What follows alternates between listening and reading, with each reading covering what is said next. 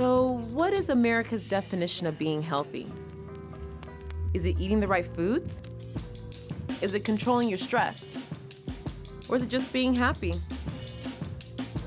Since 1990, there has been a 70% increase in diabetes in Americans between the young age group of 30 to 39 years old.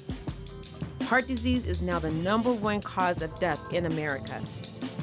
With workout facilities on every corner and diet programs constantly being played on television, why are we still one of the unhealthiest nations in the world?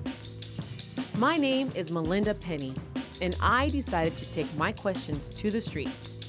I set out to find the community's true understanding of health.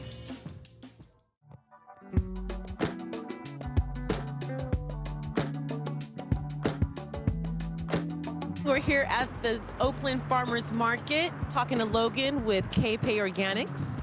And Logan, I'm going to ask you, how would you define good health? Good health, I think, is primarily about feeling good and about not limiting your possibilities. So there's lots of stuff in this world that we can do, and if you're not in good health, it sort of limits your ability to get out in the world and experience all the good things that it has to offer. So for me, being healthy is about being functional as a human being, being able to do the type of things that make life enriching, and also about quality of life. For one person's perspective of what healthy is might be different than another person. But it's all about what your individual needs are and what your individual comfort level is with your level of health. So I think we all obviously look at health towards prolonging our life, but it's also about the quality of life as well. It doesn't seem to be nutrition, and it doesn't really seem to be exercise, because you encounter a lot of people that don't seem healthy. They're certainly not happy, and isn't the real objective not necessarily health, but happiness or some sort of contentment. No colds. No colds, no running noses, enough energy, happiness. Happiness is a common theme among everyone I talk to. So I wonder, how does one stay happy? How does one cope and deal with the stress of everyday life? I talked with Doug Adams, a staff psychologist at CSUS, about mental health and maintaining a healthy and happy mindset. If somebody's in a stressful state, they may feel a lot of stress. If they're dealing with a lot of emotional pain or loss, they will feel sad and maybe even depressed at times, but I don't think that necessarily means they're not mentally healthy at that point. They're dealing with natural emotions. But they're centered within themselves enough to allow themselves to have those feelings and to have the belief and the trust that they're going to come out okay. And again, I think it's a process. It's an ongoing process people have to stay centered and to stay at peace within themselves. High levels, chronic levels of stress can impact somebody's appetite and their diet, and they end up making maybe not the healthiest choices in terms of food. My experience has been they tend to either simply overeat, or they tend not to eat, and then at some point realize that they're hungry, and then eat a lot of what's quick and easy, which often isn't very nutritious for them. It was very convenient. It was right there. I was hungry. I think it's an ongoing process. I think it's an important idea for people to keep in mind for themselves, to stay, again, focused on assessing for themselves how they're managing stress, how they're balancing their competing needs, and how well they're taking care of themselves. And together, that's all going to help promote health for them, both mental health, physical health.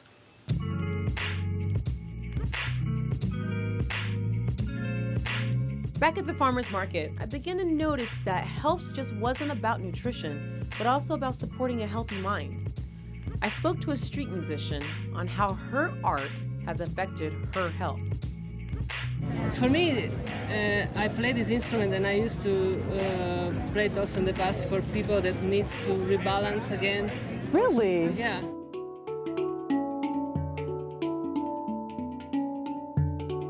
I don't want to say you have to live in nature, everything has to be perfect. Just enough to have a more rhythm in which, or more listening for the body, the need of the body. Right, more awareness, yeah, as you're saying. Exactly. So if you have awareness, oh, I'm tired, I don't drink another cup of coffee because I have to do something. I'm tired. I'm just taking 10 minutes of, closing the eyes and relax yourself. In that 10 minutes, you can regenerate all the balance and you can start again.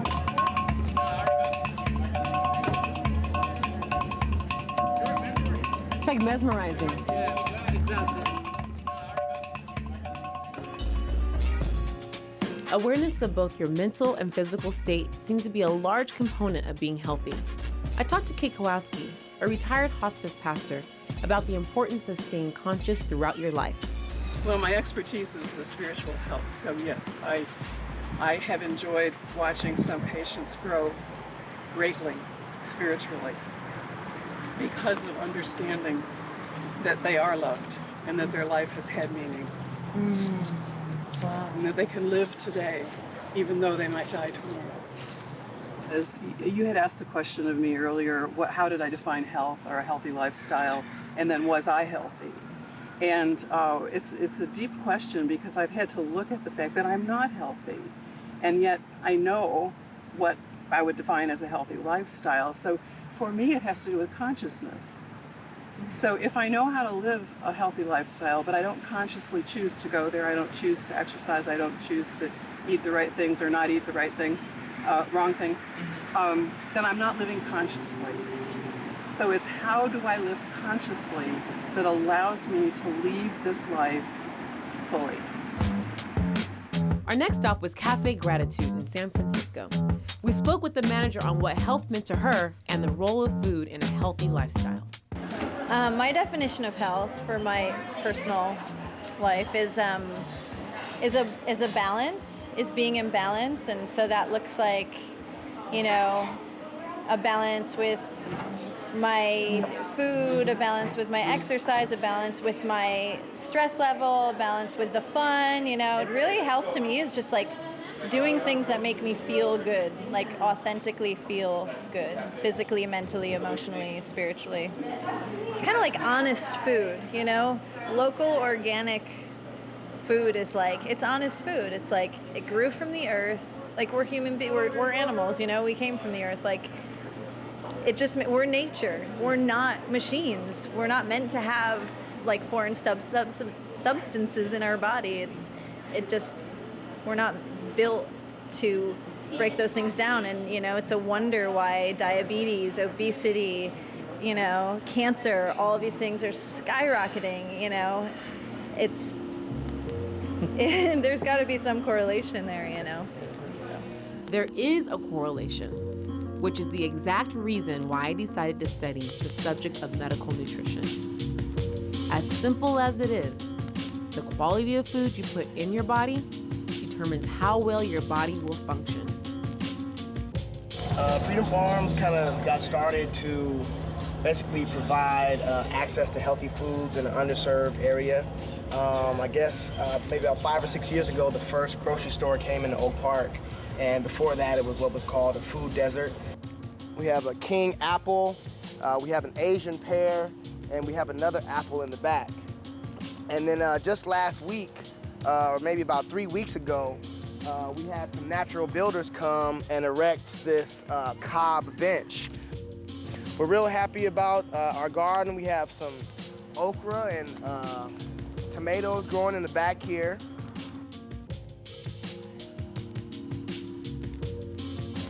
I actually like to define health as wealth. And by that I mean that by being healthier and having a healthier community, you actually have a richness that can't be quantified in the monetary way. Each person we interviewed had a different formula for good health. The consensus, however, still remains the same after many years. In order to be healthy, there must be a balance between spirituality and the nourishment of mind and body. For every unique person, there is a unique combination to attain that balance. It's safe to say that health is being conscious enough to cultivate a healthy lifestyle that is designed by you for you. It's good.